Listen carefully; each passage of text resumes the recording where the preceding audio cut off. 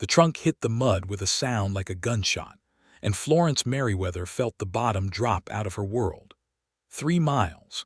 3 miles of uphill trail, and the axle on the hired wagon had finally given out right here, at the worst possible bend in the road, with the sun already sinking behind the ridge and the town of Caldwell's Creek still visible only as a smear of amber lamplight through the pines far above.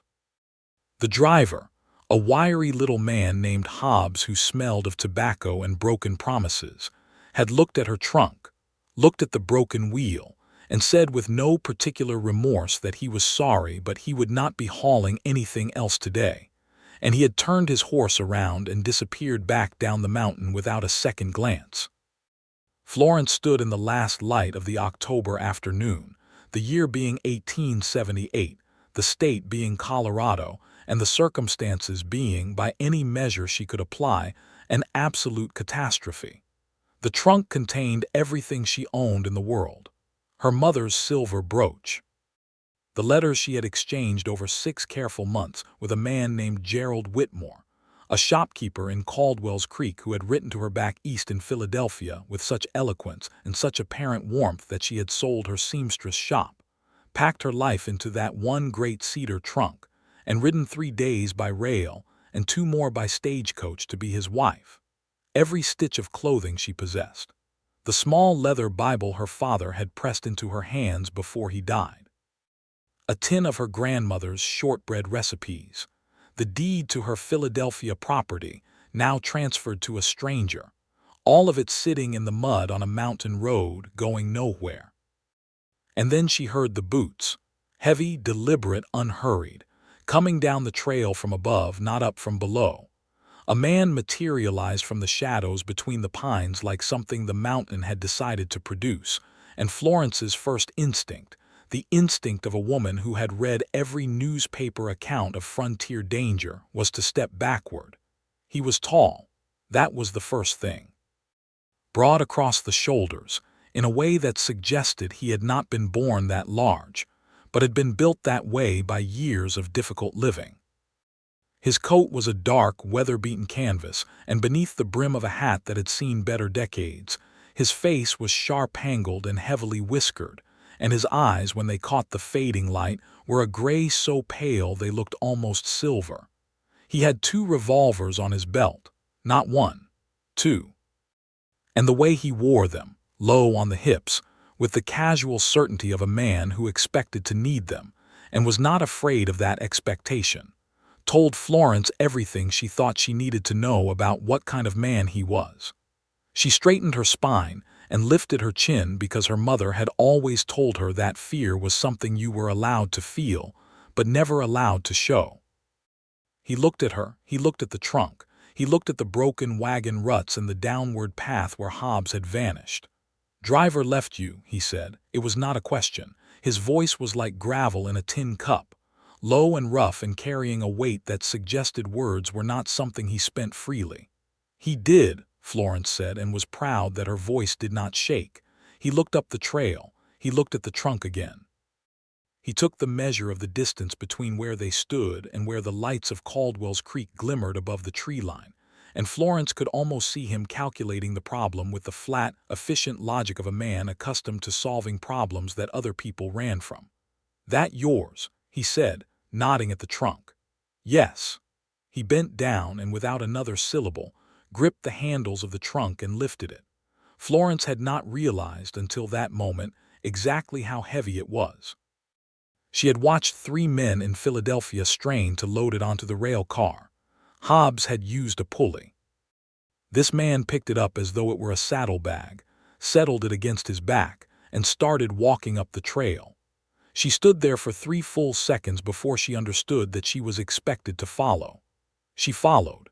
His name she would not learn until they were halfway up the mountain, and she finally broke the silence because silence in the dark with a strange armed man felt more dangerous than conversation, was Peter Donovan. He gave it to her in 2 flat syllables without stopping walking, without turning his head, his boots finding the stones in the dark, with a certainty that suggested he had walked this trail many times and in far worse conditions. She gave her name in return, and he said nothing for a long moment, and then he said, "The seamstress," and she stopped walking, and he did not. "How do you know that?" she called after him, catching up. "Whitmore told half the town he was getting a wife from Philadelphia," Peter said. "Said she was a seamstress." Florence processed this. "And what else did Gerald Whitmore tell half the town?" Another long silence. The trail curved sharply upward here, and the trees pressed close, and the last light was entirely gone now, replaced by a thick, cold dark pricked through with stars that were nothing like Philadelphia stars, these being enormous and merciless and far too close. "That he was planning to sell his shop and head to California," Peter said. "In about a week." Florence stopped walking. Peter Donovan did not stop. He kept moving uphill with her entire life on his back, and she heard him say, without slowing, without turning around, without particular emotion, but with what she would later recognize as a very careful kind of deliberateness, "You might want to keep moving, Miss Merriweather. Temperature drops fast up here." She started walking again. She walked, and she thought about betrayal. She thought about the hidden motive buried in 6 months of beautifully composed letters. She thought about what it meant to have crossed 1,500 miles for a man who had apparently been planning to use her presence as a cover story for his own disappearance, or her money from the Philadelphia property sale, or both. She thought about the trunk on the back of a stranger who had not asked her a single question about why she was standing on a dark mountain road before he had simply picked up her burden and started moving. "Are you a gunslinger?" She asked because the question seemed important. "I'm a lot of things," Peter Donovan said. That was the night that changed everything. To understand how Florence Merriweather had arrived at that mountain road, you have to go back 6 months, to a spring morning in Philadelphia when she had been sitting in her small seamstress shop on Chestnut Street, hemming a wedding dress for someone else, as she had done for 11 of her 26 years.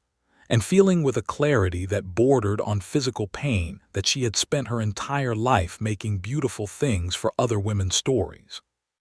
Her own story had been narrow and practical and contained. She was smart. She was capable. She was, in the precise language of the women in her social circle, handsome rather than beautiful, which meant her cheekbones were strong and her eyes were interesting, and her figure was good, but she did not stop traffic. And men of the sort who stopped traffic did not come to Chestnut Street seamstress shops to find wives. The advertisement from a correspondence agency had been placed in the Philadelphia Inquirer by the agency on behalf of several Western men seeking respectable wives. Florence had read it 4 times before she had done anything about it. She was not the sort of woman who answered advertisements. She was the sort of woman who spent 11 years hemming other women's wedding dresses. But she had answered it, and a letter had arrived 3 weeks later from Gerald Whitmore of Caldwell's Creek, Colorado, and he had written beautifully. He had described his shop, which sold dry goods and hardware, and the town, which he said was growing and decent, and himself, which he described as a hard-working man of 32 who wanted a partner in life. A woman with practical skills and a good mind, and he had used the word partner, not the word helpmate or companion or housekeeper, and Florence had felt something shift in her chest. The letters had continued for 6 months. She had believed every word. The problem was not that Gerald Whitmore did not exist. He did exist. Florence would discover, in the morning after Peter Donovan carried her trunk to Caldwell's Creek and deposited it with absolutely no ceremony on the porch of the hotel, and left without saying where he was going, that Gerald Whitmore was a real man who ran a real dry goods store. He was also, as she learned from Mrs. Caldwell herself, who ran the hotel and seemed to know everything about everybody, a man who had recently come into a significant gambling debt, who had been planning to liquidate everything and disappear before that debt was called in, and who had been corresponding with Florence not out of loneliness or genuine desire for a partner, but because a wife's money and a wife's presence would provide him a brief shield of respectability while he arranged his exit. Florence sat in the narrow hotel room on that first morning and looked at her trunk and felt the cold, particular humiliation of having been used as a prop in someone else's dark scheme. She had exactly $42 left after travel costs. The deed to her Philadelphia shop was gone. She knew nobody in Caldwell's Creek. She had no return ticket. The hotel room cost 50 cents a night. She did the arithmetic and it was not comforting. The town of Caldwell's Creek was small but not desolate. It sat on a shelf of land high in the Colorado Rockies, accessible by the mountain trail and by a rough wagon road that was sometimes passable and sometimes, according to the people who used it, more of a suggestion than a road. It had been established in 1871 as a mining camp and had grown into something more stable as the silver played out and the ranchers moved in. There was a hotel, a general store, 2 saloons, a church that doubled as a schoolhouse, a livery stable, a doctor who was also the dentist, and a modest collection of houses ranging from solid timber-frame structures to optimistic shacks. The population was perhaps 300 souls, a good third of them transient. It was, by Eastern standards, the edge of the world. By Colorado standards, it was practically civilized. Peter Donovan, Florence discovered over the following 2 days in ways that felt more like accretion than intention, was a complicated fixture in the town's particular social landscape.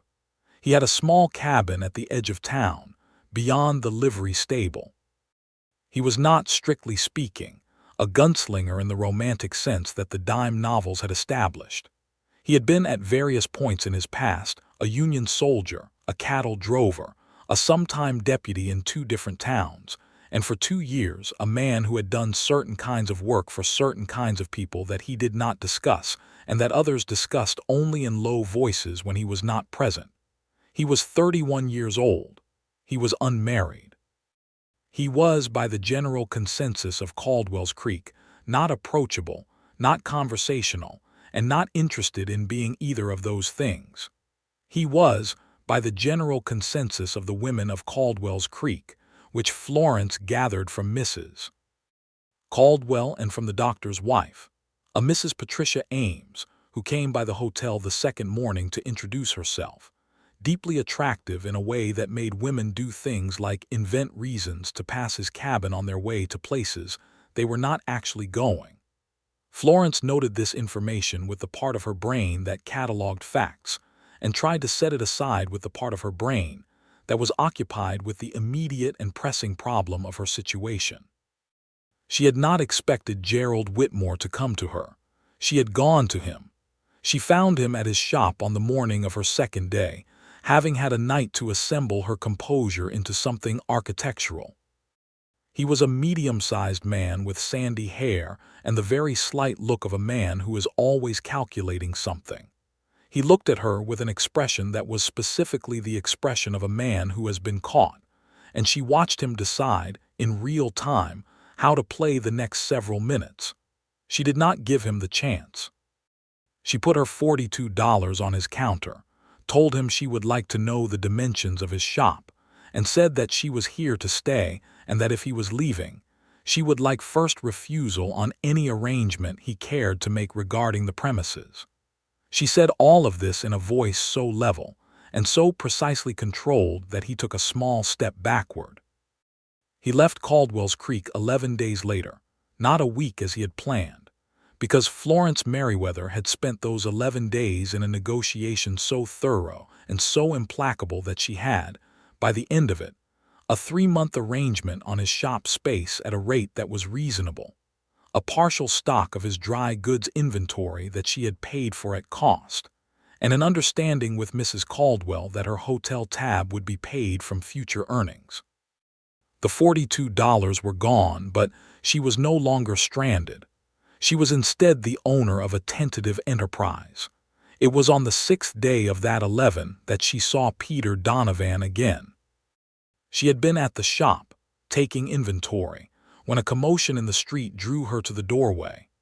2 men were in a dispute outside the saloon directly across the street, a dispute that had the particular quality of violence waiting for its moment, and the crowd that had gathered had the particular quality of people who expect to be spectators to something bad. She watched Peter Donovan walk out of the livery stable, take in the scene, and cross the street with that deliberate, unhurried walk that she was beginning to understand was not slowness, but was rather a kind of absolute control over pace and space, and the way others perceived his arrival. He said something to the two men. Florence could not hear it, but whatever he said, the dispute deflated like a punctured lung, and the two men separated and the crowd dispersed, and Peter Donovan turned and walked back toward the livery and happened to glance in the direction of the shop doorway where Florence was standing. He stopped. She raised a hand, not quite a wave, more an acknowledgement. He studied her for a moment with those silver-gray eyes that seemed to perform some kind of rapid and thorough assessment of everything they looked at. And then he nodded once, a single measured inclination of his head, and walked on. She thought about that nod for the rest of the afternoon and told herself she was being ridiculous. On the 8th day, he came into the shop. He did not come for any particular reason that he stated. He stood at the counter and looked at what she had arranged, the fabrics she had organized by color on the left side of the space, the dry goods on the right, the small handwritten signs indicating prices, and she watched him look at the care she had put into it and felt something she recognized as the desire to be seen doing something well. "You're staying," he said. "I am," she said. He picked up a bolt of dark blue wool fabric and turned it over in his hands with what appeared to be genuine assessment. He had large hands, she noticed, the kind of hands that had done a great deal of hard work and showed it without apology. "Can you make a coat?" he asked. She blinked. "That is something I am very capable of making." "I need a coat," he said. "My current one is past saving." He set the wool down. "What would you charge?" She named a price that was fair. He did not haggle, which surprised her.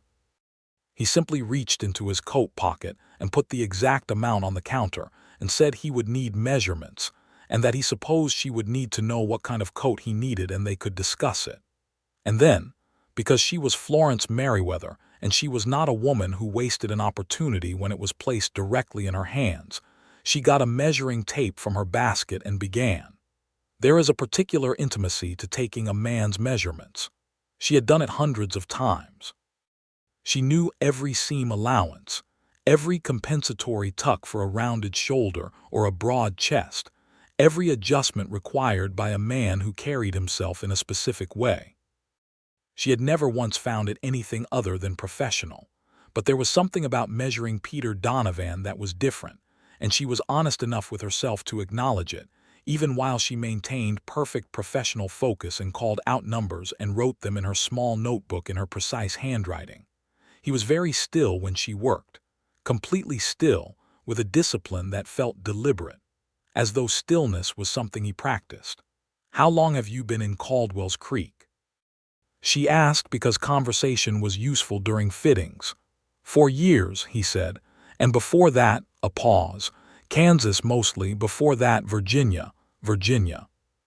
She looked up briefly because Virginia meant the war, and the war meant things that were still not comfortable to discuss in 1878, the wounds being only 13 years old. She did not pursue it. "What did you do in Kansas?" she asked instead. "Various things," he said. She wrote down his shoulder measurement and moved to his arm length. "The people in town speak highly of you," she said, which was not entirely accurate but was the useful version of what she had gathered. "The people in town speak carefully around me," he said. "There's a difference." She looked up at that because the self-awareness in it surprised her.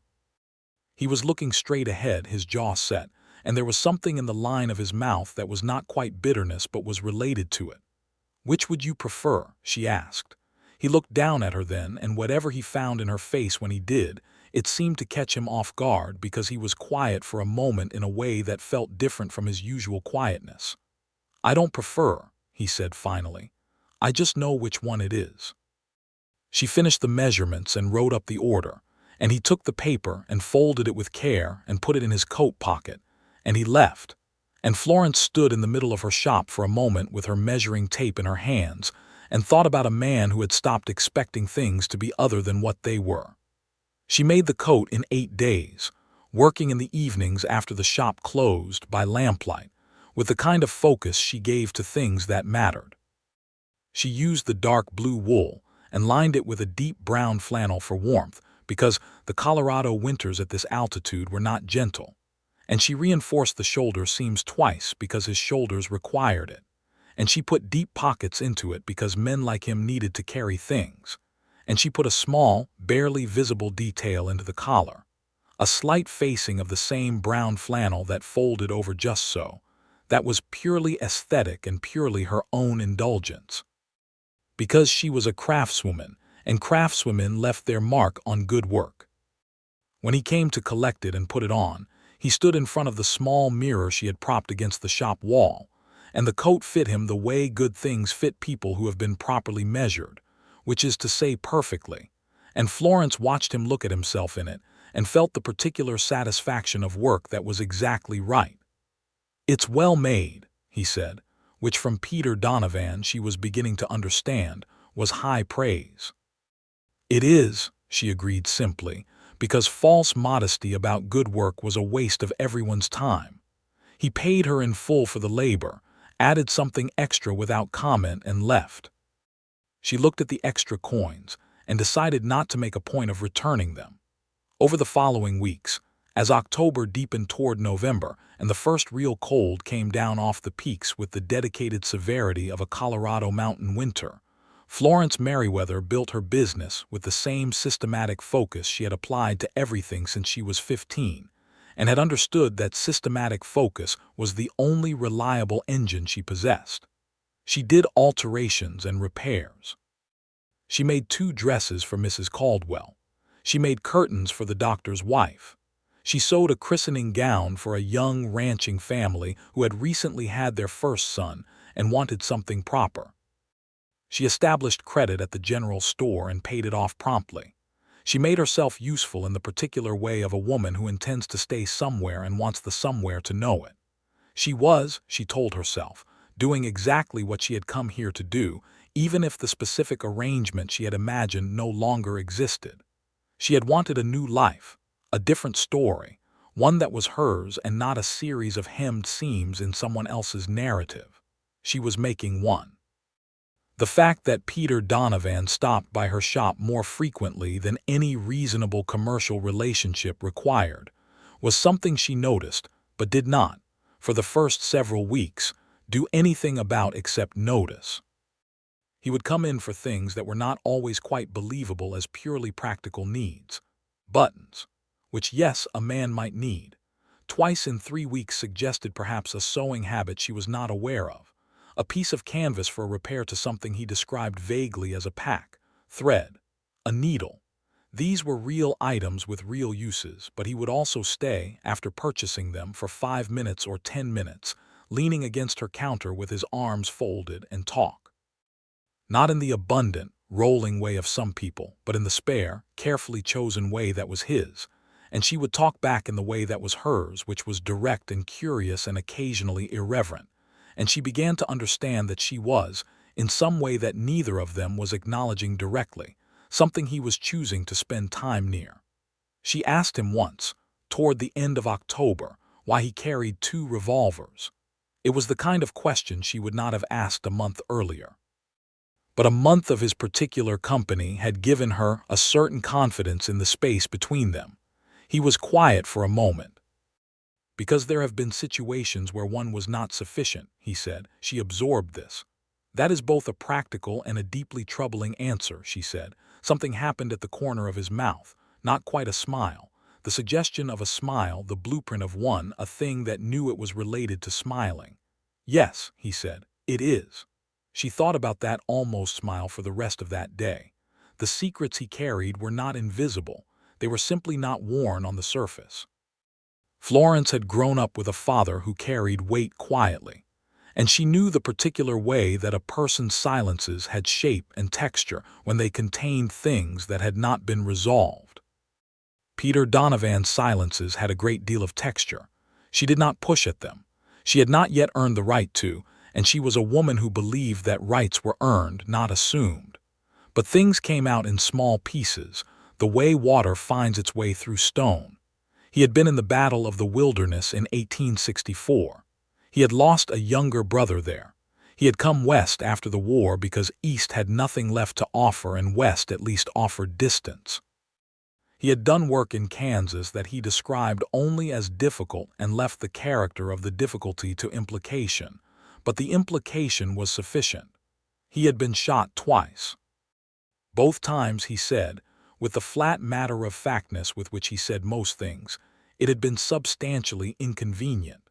She told him things in return, about her father's death and the shop she had built from nothing, about the 11 years of other women's wedding dresses, about the particular loneliness of being competent and practical and respected in a community where that was not the same as being loved or chosen, about Gerald Whitmore and the 6 months of beautifully written letters and the trade she had made, her established life for the hope of a different one, and how the trap had been perfectly constructed because it had been built out of her own honest desire. "Knew what you wanted and wrote to it," Peter said when she had finished. "Yes," she said, "that is exactly what he did." "That's not your fault," he said. "Knowing what you want is not a weakness." She had to look away for a moment because the directness of that and the particular kindness of it dressed up in such plain language hit her somewhere she had not expected. "You are occasionally not as gruff as advertised," she said when she had arranged her face. He looked at her with those silver-gray eyes. "Don't tell anyone," he said. "I have a reputation to maintain." She laughed. A real laugh, the unguarded kind, and she watched the sound of it do something to his face that the coat had not, that any of the careful conversations had not. He looked, for just a fraction of a second, like a man who had been standing in the cold for a very long time and had just felt the sun. She thought about that look all night. November brought the first serious snow, a foot of it overnight, and Caldwell's Creek buttoned itself up with the practical efficiency of a mountain community that had done this before. Florence had purchased enough supplies in advance, having been warned by Mrs. Caldwell, and she spent the snowbound day working on a commission she had received from the ranching family, a set of heavy woolen shirts for the husband and his 2 ranch hands. Good work, and more than just good work, profitable enough to make a real difference to her savings. Peter Donovan appeared at her shop door at midday with a bundle that turned out to be firewood, which he deposited beside her stove without being asked and without comment. "My woodpile was already sufficient," she said. "Now it's more sufficient," he said, and sat down on the chair she kept near the stove for customers, which he had claimed as his in an incremental, unannounced way over the past several weeks. She looked at him sitting in it with his long legs stretched out and his hat pushed back on his head, his new dark blue coat across his knees because the shop was warm enough, and she felt something solidify in her chest that had been liquid and uncertain for weeks. "Why do you come here every day?" she asked, because she was Florence Merriweather and she had decided the time had come. He was quiet. Not with the comfortable quietness of a man who had nothing to say, but with the specific quiet of a man choosing how honest to be. "You know why," he said finally. "I would like to hear it," she said. He looked at her across the warm shop, the snow outside making the light white and diffuse, and she held his gaze with the steadiness she had practiced all her life, the steadiness that said she was not afraid of what was real even when it was complicated. "Because I don't want to stop," he said, "coming here. Because when I do, the day is better than it would have been otherwise. Because you are the only person in this town, possibly the only person in a long time, who talks to me like I'm a person rather than a function." He paused. "And because you made me a coat that fits, and that's been a long time coming as well." She put down her sewing. "Peter," she said. "Florence," he said, and her name in his voice had a quality she had not heard before, careful and deliberate and warm beneath all its roughness, like the flannel lining of a well-made coat. She stood up. He stood up. They met in the middle of the small shop with the snow falling outside and the stove ticking warmth into the air. And the first time he kissed her, it was tentative in a way nothing else about him was tentative. The way a man kisses a woman when he is very aware that the stakes are higher than anything he has managed in a long time, and he is not willing to be careless with them. She kissed him back in a way that was not tentative at all, because she had been waiting, without fully admitting it, for precisely this, and Florence Merriweather saw no useful purpose in pretending otherwise when the thing was clearly true. When they separated, he held her face in his hands and looked at her with an expression that was open in a way she suspected his face was rarely open, and she put her hands over his large, work-roughened hands and felt the warmth of them. "There are things you don't know about me," he said. It was not quite a warning, it was more like an offering of honesty. "I know," she said. "Tell me when you are ready. I am not going anywhere." He exhaled something that might have been relief or might have been the releasing of a pressure held for a long time. "I have a dark past," he said, and the phrase was simple and direct and without drama the way he said everything. "I assumed," she said. "You wear 2 guns," the almost smile again. "I did things in Kansas that I am not proud of, work for hire for men whose interests were not always clean." "Did you hurt innocent people?" He considered this honestly. "Not directly. But I protected men who did, and that is its own kind of stain." She looked at him steadily. "And since I have tried to make the ledger balance differently," he said. She thought about the way he had walked into the street dispute without any hesitation, and dissolved it with a few words. She thought about the firewood and the trunk he had carried 3 miles uphill without complaint on a dark mountain road for a woman he did not know. "I think," she said carefully, "that a man who is trying to balance his ledger differently is a man worth knowing." He brought her hands down from his face and held them, and she felt the particular held-breath quality of 2 people standing on the edge of something that they both know is going to change the shape of their lives. "I should tell you," he said, "that I have never been good at the conventional things. The talking about feelings and the flowers and all of it. Neither have I," she said. "I have spent 11 years making other people's wedding dresses and not once made anything for myself. I think we are equally inexperienced at this particular enterprise." He looked down at their joined hands and then back at her face. "That might be the most comforting thing anyone has ever said to me," he said. Outside the window, the snow kept falling over Caldwell's Creek in the soft, indiscriminate way of snow everywhere, covering everything with the same white patience. And Florence thought that she had traveled 1,500 miles and climbed a dark mountain and lost a false promise, and found herself standing in the middle of a small shop in Colorado, holding the hands of a man with 2 guns and a dark past, and a face like a winter landscape that every once in a while, when you were paying attention, broke into sun, and she thought that this was, actually, a story worth having. The weeks that followed were not without complication. Nothing real ever is. The complication arrived in the shape of a man named Cord Hatcher, who rode into Caldwell's Creek in the 2nd week of November with 2 companions, and immediately set about establishing himself as a problem. He was one of the men from Peter's Kansas past. Florence learned this by degrees, first from the way Peter's whole body changed quality when he saw Hatcher in the street, the still, alert, calibrated stillness of a man assessing a threat, and then from Peter himself, the following evening, when he came to her shop after closing and told her things he had not yet told her. In Kansas, Peter had worked for a cattle baron named Sylvester Rowe, who had been engaged in a sustained and legally ambiguous campaign to drive smaller ranchers off the land he wanted. Peter's job had been to be present, to be visible, to be the kind of persuasion that did not require words. He had not hurt anyone directly. He had stood in doorways and on street corners and let the fact of him be the argument. But he had known what Rowe's other men were doing, and he had taken the money. And eventually, when a family named Garrett had lost their home and their land, and one of their sons had been badly beaten by Rowe's other men, Peter had packed up and ridden out and not looked back. Cord Hatcher had been one of Rowe's other men, the ones who did the things Peter had not done directly. "He's been tracking me?" Florence asked. "Not exactly," Peter said. He was standing at the window of her shop looking out at the dark street with his arms folded. Hatcher doesn't track people. He doesn't have the patience. He goes to places where he has heard men he knows might be because he needs things. What does he need from you? Peter was quiet for a moment. Rowe is dead. He died last year. His estate had money owed to various people, and there are documents, records of payments, that could cause problems for anyone who received them. Hatcher wants me to testify that I never worked for Rowe, that I have no knowledge of the payments.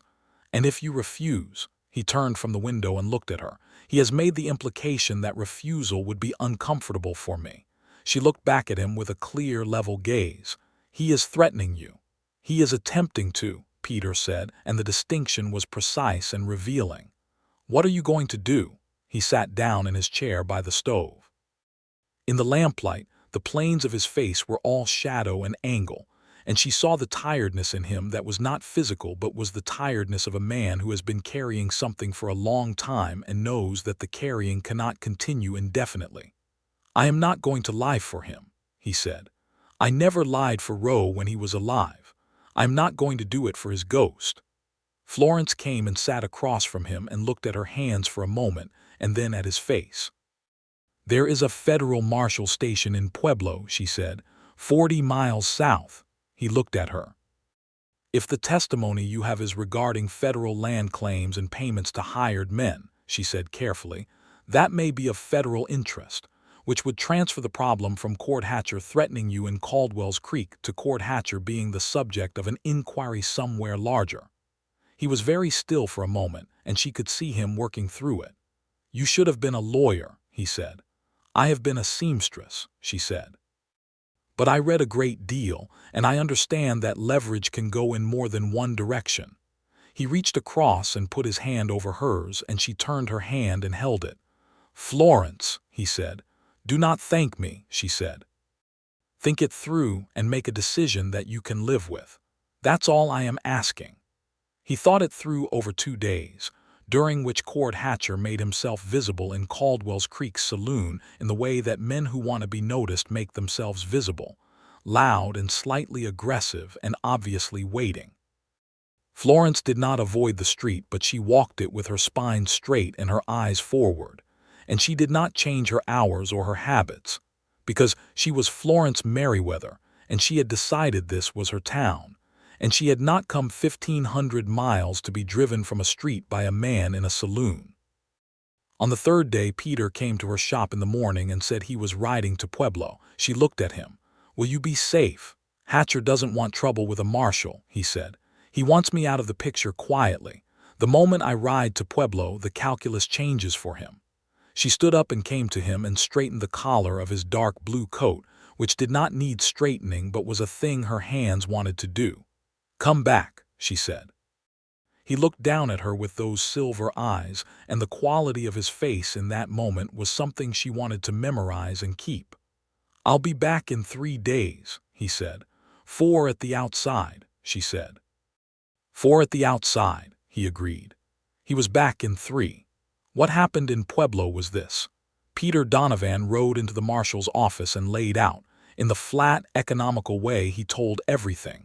The complete account of his time with Sylvester Rowe in Kansas, including the names of the men who had been in Rowe's employ, the nature of the payments, and the specific incidents he had witnessed involving the Garrett family and others.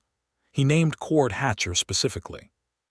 The federal marshal at Pueblo, a man named Treadwell who had been looking for corroborated testimony in the Rowe estate case for 8 months, received this information with what Peter described as barely contained enthusiasm.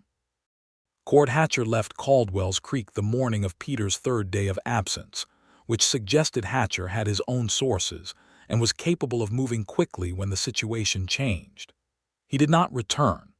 By the following spring, Florence would learn from a passing traveler that Hatcher had been taken into federal custody in New Mexico on charges related to the Rowe case, his and Peter's paths diverging once, and for all into very different futures. When Peter rode back into Caldwell's Creek on that 3rd afternoon and came directly to her shop, she was with a customer, Mrs. Ames, the doctor's wife, who was having a traveling dress adjusted. Florence looked up from her work and saw Peter in the doorway and allowed herself one full second of pure, uncomplicated relief before she composed her expression and said, "I will be with you in a moment, Mr. Donovan."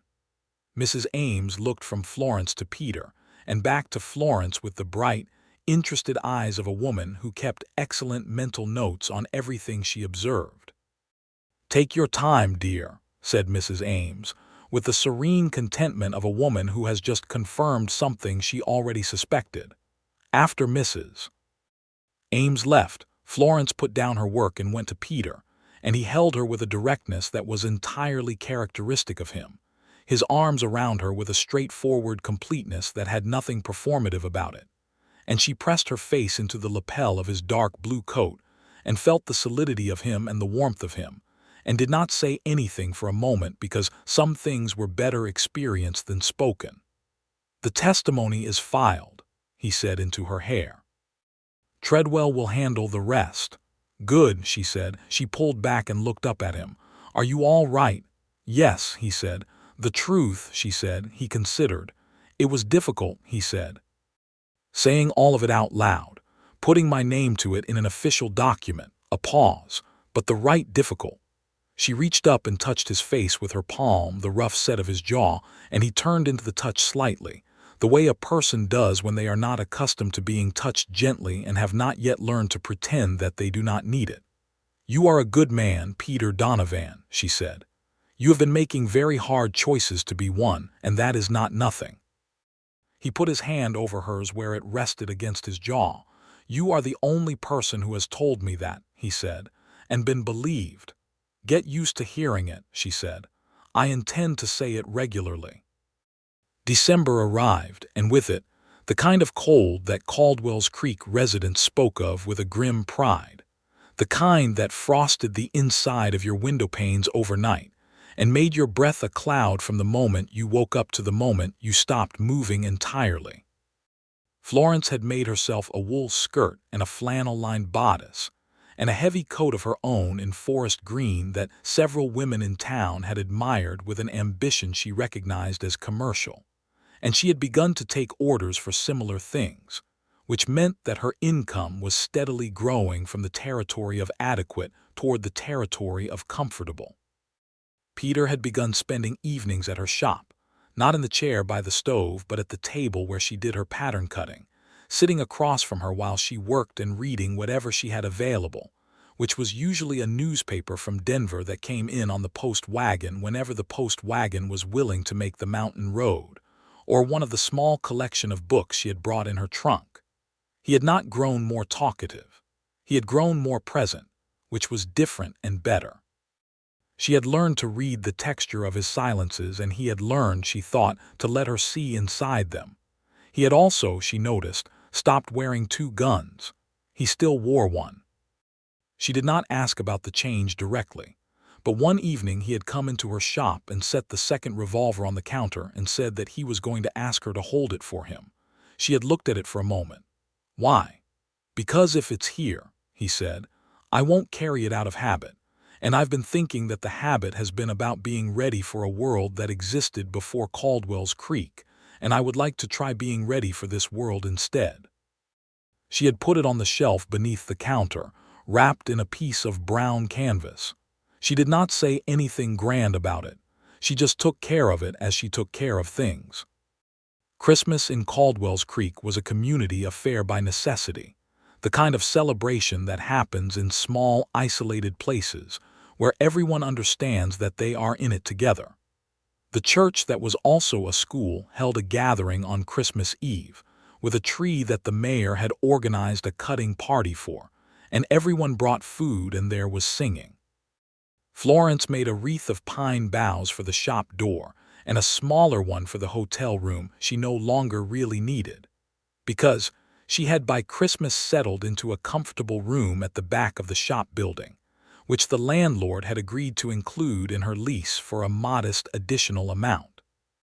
She went to the Christmas gathering with Peter, which was not a secret or a surprise to anyone in Caldwell's Creek, the town having adjusted with varying degrees of speed and delight to the understanding that Miss Merriweather and Peter Donovan were keeping company. Mrs. Caldwell had approved with the warm authority of a woman who has engineered nothing, but is happy to claim credit. The doctor, Dr. Ames, had shaken Peter's hand with a sincerity that suggested relief on behalf of the entire town. The ranching family with the new son had said nothing, but had given Florence a very knowing smile. At the gathering, Peter stood with her through the singing, close enough that his arm was against hers, and she felt him make the small adjustments of a man who is not practiced at being in public in this particular capacity, slightly rigid and slightly self-conscious, and she leaned her shoulder into his with a deliberate casualness and felt him exhale and settle. He could not carry a tune at all. This was a discovery that delighted her entirely.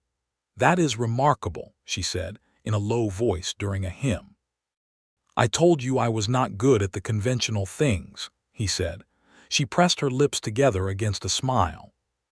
He looked down at her with that almost smile of his and something warmer underneath it, and Mrs. Caldwell, who was standing 3 people away, caught Florence's eye and raised her eyebrows in a very specific manner that Florence answered with a very small, very deliberate, composed expression that conveyed absolutely nothing, which she knew conveyed everything. January and February were the deep winter months, and Caldwell's Creek went inward, both physically and socially, the way mountain communities do. Florence worked. She made a wedding dress, which she did not find painful in the way she had expected to find it, perhaps because she was making it freely, of her own choice, for a woman who was genuinely happy and not as a muted labor of service, but perhaps also because her own relationship to the institution of marriage had shifted on its axis and was beginning to mean something different. Peter spent more evenings at the shop. They had long conversations, the kind that ranged from the serious to the absurd, about the state of post-war Reconstruction, about whether the railroad expansion was a good thing for mountain towns, about the best approach to beef stew, about books, about what she missed about Philadelphia and what she did not, about what he had hoped for when he was young and what had happened to those hopes and where they had gone and what, if anything, had replaced them. "What did you want?" she asked him once, on a February evening with the snow piled hard against the windows and the stove making the shop a warm cave. "When you were young, before the war." He thought about it for a while, which was characteristic of him. He did not give fast answers to real questions. "I wanted to build something," he said. "My father was a carpenter. I had this idea when I was a boy that I would build houses, good houses, for people who needed good houses." He paused. The war happened and the years after the war happened, and that became something that felt like something a different person had wanted. "Does it still feel that way?" she asked. He looked at her across the table. "Less so," he said. "Recently," she held his gaze. "Could you build a house?" she asked directly. "Yes," he said, equally directly. She nodded slowly. She went back to her sewing. He went back to his book. The stove ticked. The snow hit the windows. Neither of them said anything else about it, and neither of them needed to, because the conversation had said what it needed to say, and both of them were people who understood the difference between a thing being spoken and a thing being agreed upon. In March, when the first real thaw came, and the mountain roads became passable again in the grudging, tentative way of early spring, Peter Donovan purchased a piece of land at the western edge of Caldwell's Creek. It was a good piece, well-positioned and with timber access, and a clear view of the mountains that Florence had once described as exactly the view she would want if she were going to look at a view every day for the rest of her life. He purchased it without announcement and without ceremony, but he told Florence about it the evening of the day he bought it, setting the deed on her workroom table with the careful placement of a man making an offering. She looked at it. She looked at him. "That is the western parcel," she said. "Yes," he said, "the one with the mountain view." "Yes." She looked at the deed again. She was quite capable of reading a deed. She had dealt with several in her life and was not a woman who ceded legal comprehension to others. The deed was in his name alone. She picked up her pen. She looked at him with clear, direct eyes. "I would like my name on this as well," she said, "when the time is appropriate." He had looked back at her with the open expression she had been seeing more frequently, the one that had replaced the closed, calibrated face he had shown the world for years, and said, "I was hoping you would say that." She put the pen down. "Peter. Florence." "I believe," she said, with the precision she brought to important things, "that we have been conducting a prolonged and mutually satisfying examination of the question of whether we suit one another." "I believe we have," he said. "My conclusion," she said, "is that we do." "Mine as well," he said. "Then perhaps," she said, "we should stop examining the question and answer it." He came around the table and stood in front of her, and she stood up to meet him, and he took her hands in his large, warm hands and looked at her with everything he usually kept internal showing plainly on his face, the tenderness and the seriousness, and the particular quality of a man who has been walking in the cold for a very long time and has found warmth and will not be careless with it. "Florence Merriweather," he said, "will you marry me?" It was not quite a question. It had the shape of a question but the weight of a statement. This, she thought, was entirely characteristic of him. "Yes, Peter Donovan," she said, "I will." He kissed her with the same directness as he did everything, thoroughly and without reservation, and she kissed him back in kind, and the lamp on the table burned low, and the spring wind came through the cracks in the shop walls, and Caldwell's Creek slept in the dark outside, and Florence thought that this specific moment in this specific place, was the best hemline she had ever said on anything. They were married in May, when the wildflowers came up in the mountain meadows, and the peaks still had their white caps, and the sky was the precise deep blue that Colorado spring produces, as though daring other skies to match it. The ceremony was in the church that was also a school, and nearly the entire population of Caldwell's Creek attended, because in small towns, marriages are community events, and because this specific marriage had been anticipated with such investment by so many people that the attendance was essentially mandatory. Mrs. Caldwell cried. Dr. Ames shook Peter's hand again afterward with the same relief he had expressed at Christmas, and Florence overheard him say, low and heartfelt, "Good man." Good man, and saw the way Peter received it, not deflecting it as he once would have, but accepting it with a simple nod that meant he was letting it in. Florence had made her own wedding dress. Of course she had. It was a dove-gray silk with cream lace at the collar and cuffs, practical enough for mountain weather and beautiful enough to be worth making, and when she had stood in front of the mirror to see the finished thing, she had felt, for the first time in 11 years, the full weight of what it meant to make a wedding dress for yourself.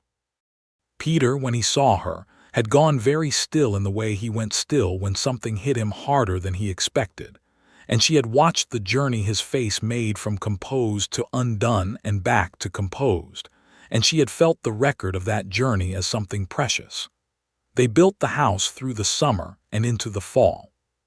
Peter was, in fact, an excellent carpenter, with a natural feel for structure and proportion that Florence recognized as the adult version of the boy who had wanted to build good houses. He built it solid and well-proportioned, with a covered porch for the mountain view and high windows for the light and deep closets, because Florence had opinions about storage space, and she worked alongside him in the practical ways available to her, painting and finishing and choosing the details that made a structure a home. The town helped, because towns did, organized barn-raising fashion, with a Saturday in August when a dozen men came with tools, and the women came with food, and the house went from frame to walls to roof in one long, satisfying day. Even Dr. Ames came, who was not a carpenter but was a determined and optimistic man with a hammer. Florence, who had spent her life being practical rather than dreaming, found that she had become the kind of woman who stood on her own porch in the mountain morning and looked at her mountain and felt such a deep, clean satisfaction that it sometimes came close to overwhelming her. This was her view, her porch. Her husband inside making coffee with the competent, quiet efficiency he brought to everything domestic, which had been a genuine surprise and a considerable pleasure. Her life, finally and completely her own.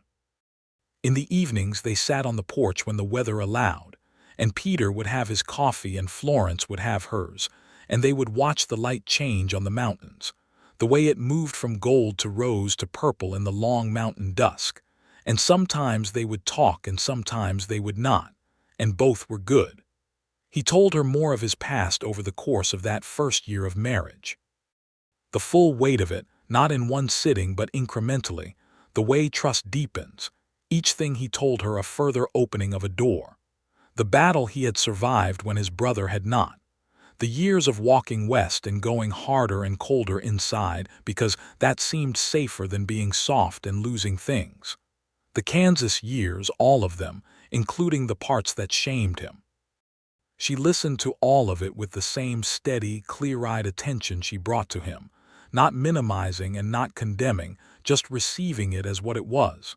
The whole picture of a person, the light and the shadow both. And she told him things she had not yet told him. The depth of the loneliness she had carried in Philadelphia, so habitual she had nearly stopped recognizing it as loneliness. The way she had poured herself into her work because work was reliable in a way that other things had not been. The fear she had felt on the dark mountain road that first night, not just of him but of everything, of having made the wrong choice, of being completely without resource or safety in a strange place. "Were you afraid of me?" he asked. "A little," she said honestly.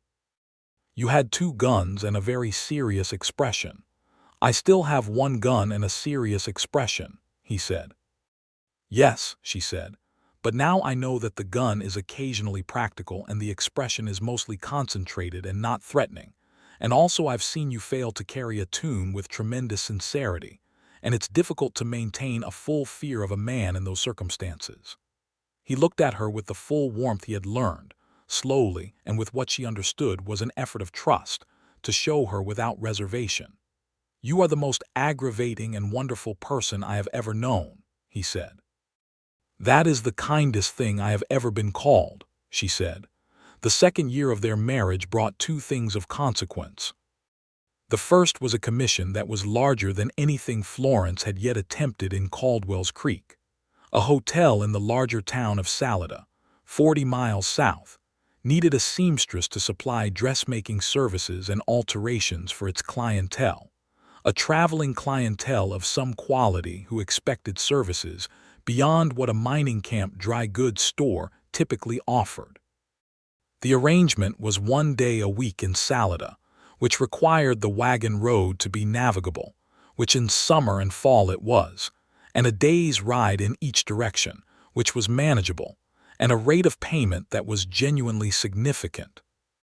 Florence negotiated the arrangement herself, as she negotiated everything and signed the contract herself, and when she came back and told Peter about it, she watched his face do the thing she loved, which was show his pride in her without any trace of the complicated feelings some men had about their wives' competence. He was simply proud, straightforwardly and without ambivalence. "Salida," he said, "that's a good opportunity." "It is," she said. "I'll need you to keep the shop from Tuesday through Thursday when I go." "I'm not a seamstress," he said. "You can manage sales and take orders," she said. "You know what everything costs and you are trustworthy and honest, which covers most of the requirements." He looked at her. "You want me to run a dress shop. I want you to manage a commercial enterprise," she said, "which you are fully capable of doing and which happens to sell fabrics and sewing services. The gender of the goods is irrelevant." He thought about this. "The men in town will never let me hear the end of it," he said. "The men in town are afraid of you," she said, "so I think you'll be fine." He managed the shop on her Salida days with the complete, imperturbable efficiency that was characteristic of him. And he was, in point of fact, excellent at it, because he was fair and direct and did not oversell and kept precise accounts. And if some of the customers had initially found it startling to discuss fabric weight with a man who wore a revolver on his hip, they had adjusted. Because Caldwell's Creek was a pragmatic place and Peter Donovan's presence in the shop was eventually simply the way things were. The second thing of consequence in their second year was that Florence discovered in October that she was expecting a child. She told Peter on a quiet evening at home, sitting across the kitchen table with the oil lamp between them and the mountain dark outside the windows. She told him plainly and directly because that was how she told things, and she watched his face with the attention she had developed for reading the landscape of him. He went very still, the specific still of a man receiving news of such magnitude that his ordinary mechanisms have temporarily stopped. Then he reached across the table and covered her hands with his, and his face, in the lamplight, was open in a way she had not seen before, even with all the openings she had witnessed, raw and real, and somehow both terrified and illuminated. "Florence," he said, and her name in his voice had a new quality, something she had not heard before and recognized immediately as awe. "I know," she said softly. "I know." He held her hands and said nothing for a long time, and she sat with him in the silence and let it be what it was. Their son was born in June of 1881, on a morning when the wildflowers were in full bloom in the meadows, and the peaks were clear against a sky of that impossible Colorado blue. He was healthy and loud, and arrived with a determination that seemed characteristic of a child who had decided the world was ready for him. The doctor attended, and Mrs. Caldwell, who had appointed herself indispensable for the occasion, and was in fact indispensable. Peter sat outside the bedroom door through most of the labor, and Florence could hear him from inside the room, or rather could hear the particular quality of the silence outside the door, which had the texture of a man exerting tremendous control over his own fear, and this moved her more than any declaration could have. When it was done, and the doctor had said everything was well and brought Peter in, she watched him hold his son for the first time with the same careful, absolute stillness he brought to the things that mattered most, his large, careful hands cradling the small, bundled weight with a precision that looked like it was the single most important task he had ever been assigned. He looked up at her over the baby's head with tears on his face that he did not try to hide, and she was crying too, and he came and sat on the edge of the bed and held the baby between them, and she put her head on his shoulder, and Mrs. Caldwell, who had been pretending to tidy the room at the far corner, made no attempt whatsoever to conceal the fact that she was crying into a cloth. They named him James, for Peter's brother who had not come home from Virginia.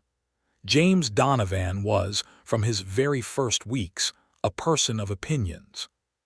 He had Florence's directness and what Peter identified, with a complicated expression of recognition, as his own stubbornness, and the combination produced a child who was cheerful and determined and frequently unreasonable and entirely beloved.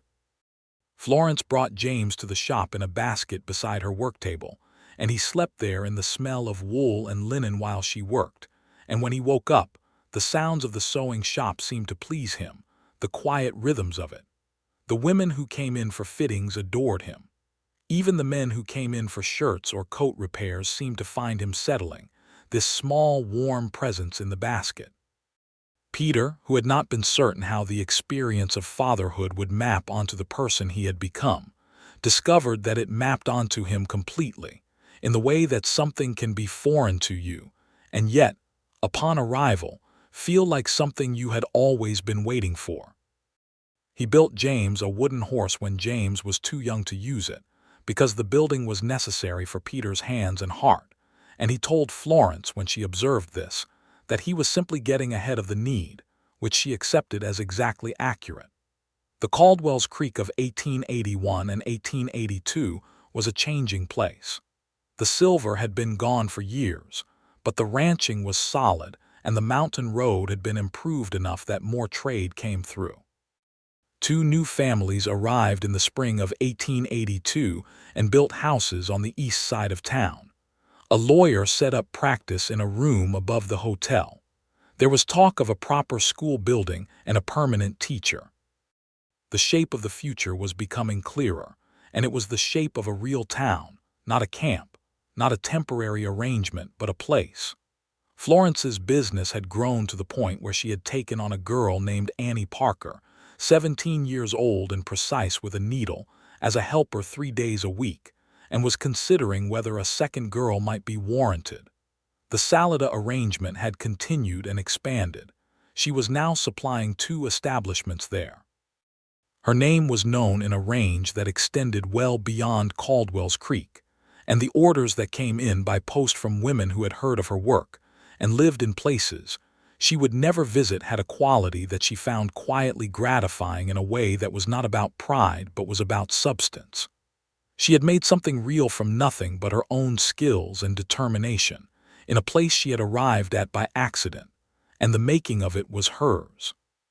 Peter had built 2 more houses in Caldwell's Creek by 1882, hired commissions from the new families, and had plans under discussion for a third. He had also taken on an informal arrangement with the town's small marshal office that was not quite a deputyship, but was understood by everyone to mean that in situations requiring his specific capabilities, he was available. He wore the single revolver still. He had not asked for the second one back from beneath the shop counter, and Florence kept it there, wrapped in its canvas, and did not expect that he would. The cord hatcher matter had resolved as she had hoped, far away and finally. The federal proceedings had taken more than 2 years to conclude, but the conclusion had come, and with it, the official record of Peter's testimony, which was a thing he had done at cost and with full knowledge of the cost, and which Florence considered among the most genuinely brave things she had ever seen a person do. Not the physical bravery of men with guns, which was a kind of bravery, but the harder bravery of submitting to honest account. In the summer of 1882, when James was 14 months old and had recently discovered the word no, with the enthusiasm of an explorer finding a new continent, Florence found herself sitting on the porch one evening with the mountain light going to its rose and gold, watching Peter come across the yard from the small barn he had built for their 2 horses. And she felt, as she had felt many times in the 3 years since they had stood in her small shop with the snow falling and looked at each other, the deep particular gladness of having landed where she had landed. He came up on the porch and sat beside her, and she handed him his coffee without looking away from the mountains, and he settled beside her with the comfortable ease of a man at home in the deepest sense, and they sat. James said no to his supper again, she said. What did you do? He asked. I told him the supper was available when he was ready for it and went about my business, she said. He ate it 20 minutes later without comment. Peter made a sound that was the fullest evolution of the almost smile, an actual quiet laugh, low and warm. She had collected every one of his laughs over 3 years like evidence of something precious. He has your stubbornness, he said. He has yours, she said. We may have created an insurmountable problem for ourselves, he said. She smiled at the mountains. We will manage, she said. He put his arm around her, and she leaned into him, and the evening came down over Caldwell's Creek in its long, unhurried way, the sky going from blue to deep purple to the first scatter of stars, and somewhere inside the house James was making the particular sounds of a 14-month-old engineering something he had been told not to engineer, and Peter's arm was solid and warm around her. And the mountains stood in the dark as they had stood for 10,000 years before either of them arrived, and would stand for 10,000 years after, indifferent to individual lives but not, Florence thought, indifferent to the living of them. By the fall of 1883, Florence was expecting their second child, and the shop had grown to require a full-time helper in addition to Annie Parker, which Florence had managed by taking on a young woman named Clara Reeves, who had come to Caldwell's Creek with her husband, a ranch hand, and who had skills with embroidery that Florence recognized as genuinely exceptional. Clara's embroidery became a feature of Florence's work that customers sought specifically, and the 2 women had developed a working relationship that was warm and mutually respectful and commercially productive, which Florence considered the best kind. James was 2.5 and had opinions about everything. He had recently attached himself to Peter with the complete and unconditional attachment of a small child, who has decided that a specific person is the most interesting and necessary entity in the world. And Peter received this attachment with the same quiet, thorough acceptance he brought to the important things, crouching down to James's level to talk to him, carrying him on his shoulders when they walked to town, teaching him the names of the mountain birds in a patient, repetitive way that Florence would listen to from a distance and feel something so full it was almost painful. She had not expected this from him. She had expected, given what he had told her of himself, a man who was good at the outer gestures of fatherhood but perhaps less practiced at the inner ones. She had been wrong in the best possible way. He was thoroughly, wholeheartedly present with James in the way that she suspected he had not been fully present with anyone or anything for a very long time, and watching it was one of the ongoing privileges of her life. Their second child arrived in April of 1884, a daughter this time, born in the same room as James had been, with the same doctor and Mrs. Caldwell in attendance, and with the same spring mountains visible through the window. She was smaller than James had been at birth but not less determined, and she opened her eyes in the first minutes and looked around with the focused, assessing expression that Florence recognized with a start as an expression she had seen on her husband's face approximately every day since she had known him. Peter held her and looked at Florence and said, "She has your eyes." Florence looked. The baby's eyes were a clear, deep brown, which was Florence's, but the directness of the gaze was unmistakably Peter's. "She has yours," Florence said. "She is already assessing the room for threats." He laughed, and James, who was being held by Mrs. Caldwell in the corner and had not been sure about this entire enterprise, looked at his father laughing and decided that perhaps it was all right and relaxed. They named her Eleanor, which had been Florence's mother's name, and from the beginning Eleanor was a person of considerable authority. James, after a brief period of territorial uncertainty, became her devoted protector and most enthusiastic audience, and the two of them together, James with his stubbornness and Eleanor with her assessing gaze, formed a unit that was frequently exhausting and always interesting. The years in Caldwell's Creek settled into the shape of a life. Not the narrow, contained shape Florence had lived in Philadelphia, a life that was competent but not fully inhabited, but a broad, complicated, real shape, with its difficulties and its dailiness and its recurring joys that were none the less profound for being recurring. Florence's business continued to grow. By 1885, she had 3 women working with her, and a list of commissions that extended months forward, and the Salida connection had expanded to include a 4th establishment, and she had been written about briefly in a Denver newspaper in an article about women entrepreneurs of the Mountain West, which she had read with composed pleasure and which Mrs. Caldwell had framed and hung in the hotel lobby without asking permission. Peter had built 6 houses in Caldwell's Creek by then, and was building a 7th, and his reputation as a builder had extended far enough that he had turned down 2 commissions from Salida for reasons of distance and family preference, which Florence knew, because he had told her. He had made with the conscious understanding that some things were more important than the larger opportunity, and that he had made it without regret.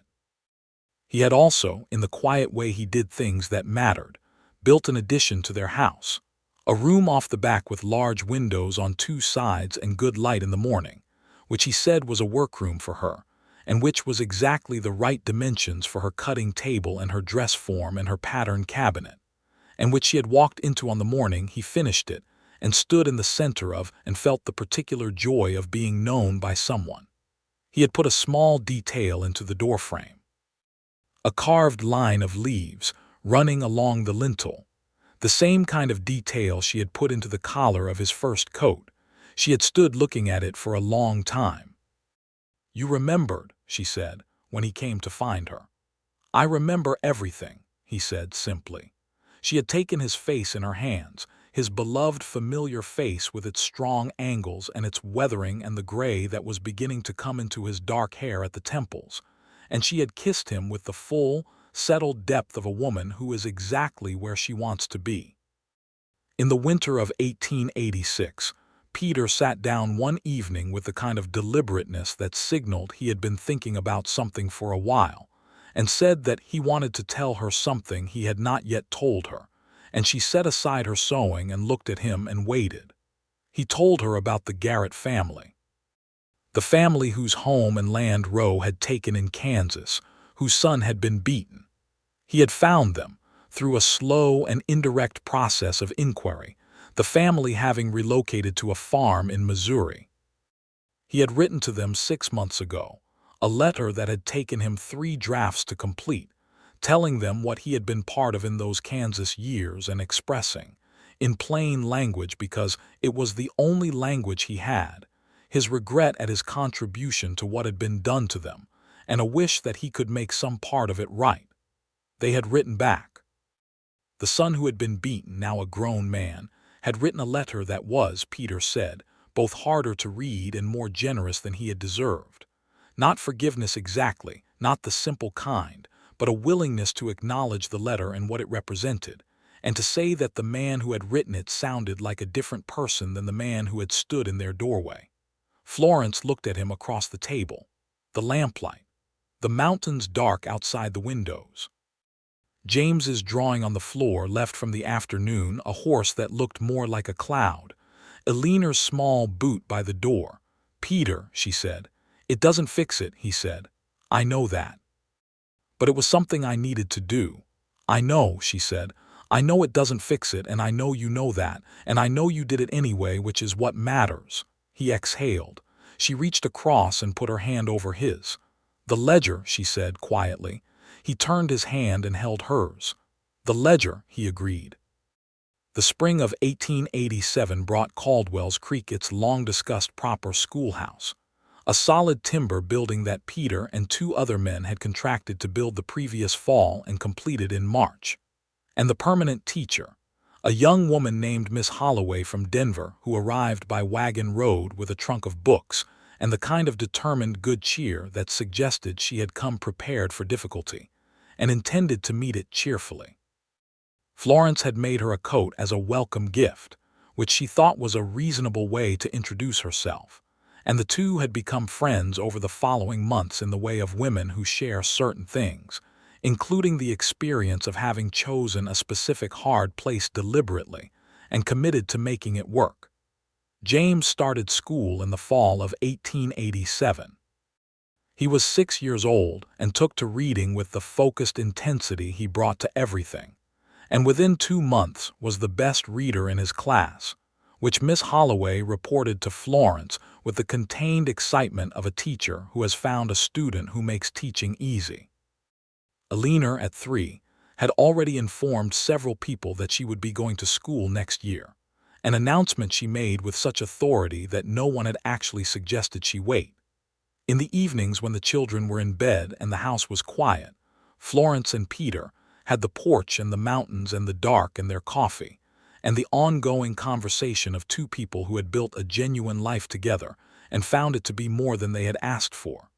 She sometimes thought about the mountain road. The broken wagon, the dark and the cold, and the stranger with 2 guns who had appeared out of the trees and looked at her problem and simply picked it up and started walking. She had not known then what he was, what it would cost him to carry things, what it said that he carried them anyway. She had not known any of it. She had followed him up the mountain in the dark because she had no other practical option, and she had found at the end of it not just the town but the thread that led to everything else. "I never thanked you properly," she said, one evening, not from nowhere because she had been thinking about it. Peter looked at her sideways. "For what?" "The trunk," she said. "The night we met, you carried my trunk 3 miles uphill and you never complained about it once." He was quiet for a moment. "It was a heavy trunk," he said. "It was a very heavy trunk," she said. 3 men strained to load it onto the train in Philadelphia." "I know," he said. "I could feel every one of those 3 miles." She looked at him. "You never said a word." He looked at the mountains. "What would have been the point of saying anything? The trunk needed to get up the mountain. You needed to get up the mountain. Saying it was heavy wouldn't have changed either of those facts." She thought about this. This flat, practical, entirely characteristic logic, and about the man it came from, and about how the man it came from had turned out to be the person she had been making space for, without knowing it, for the whole of her life. "Still," she said, "thank you." He turned and looked at her with the full warmth that had taken him so long to let show and that she had never once taken for granted. "You're welcome," he said, and his voice had that quality it sometimes had with her, the roughness and the warmth combined like the flannel lining of a well-made coat. She leaned her head on his shoulder. The mountains were very clear in the evening dark, the peaks still holding their snow in the April cold, outlined against a sky that was all stars.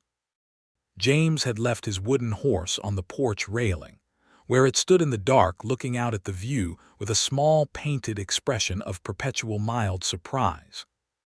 Aliner's drawing, done that afternoon, was pinned to the inside of the door where Florence had put it so it would not blow away. A rendering of their house with 4 figures in front of it that bore a general resemblance to their family if you were prepared to be generous about the proportions. The shop was closed and the lamp was out in the workroom, and all the things of the day were set in their proper places. And tomorrow would come with its demands and its pleasures and its specific weight of being a real life. And all of it was exactly what Florence had crossed 1,500 miles and climbed a dark mountain and trusted a stranger to find. She thought about the girl she had been on Chestnut Street, hemming other women's wedding dresses, feeling the particular ache of a life that was adequate but not full. She thought about the 6 months of letters and the betrayal buried in them, and the trunk in the mud and the dark trail and the boots she had heard on the mountain. She thought about a coat measured precisely and lined in flannel, and the almost smile she had collected like evidence and the single revolver on the shelf wrapped in canvas, and the carved leaves in the doorframe and the boy who read everything and the girl who informed the world of her intentions and the man beside her whose ledger was balanced differently now. Not perfectly, not without cost, but differently, which was the best any honest person could manage. The October 1878 trail.